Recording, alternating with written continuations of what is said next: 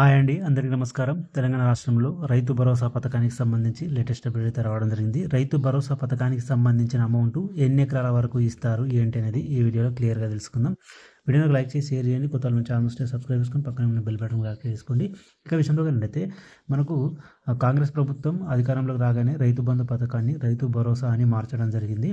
ఈ రైతు భరోసా ఎన్ని ఎకరాలకు ఇస్తారని చూసినట్లయితే తెలంగాణ రాష్ట్రంలో రైతు భరోసాకు తప్పనిసరిగా 7 లేదా 10 ఎకరాలు లిమిట్ పెట్టాలని అయితే క్యాబినెట్ సబ్ కమిటీ ప్రభుత్వానికైతే సిఫారసు అయితే చేయడం జరిగిందనమాట.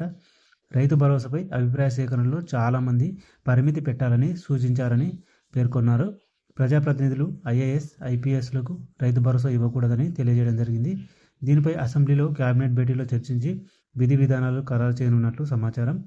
ఈ పథకం కింద సీజన్కు ఎకరాకు 7,500 చొప్పున ఇవ్వనున్నట్లు అందరికీ తెలిసిన విషయమే. సో మొత్తం మీద 7 ఎకరాలు లేదా 10 ఎకరాల వరకు అయితే లిమిట్ పెట్టే అవకాశం అయితే ఉంది. సో మీరు ఎన్ని ఎకరాల వరకు ఇస్తే బాగుంటుంది అని అనుకుంటున్నారు అనేది కామెంట్ బాక్స్లో కామెంట్ చేయండి.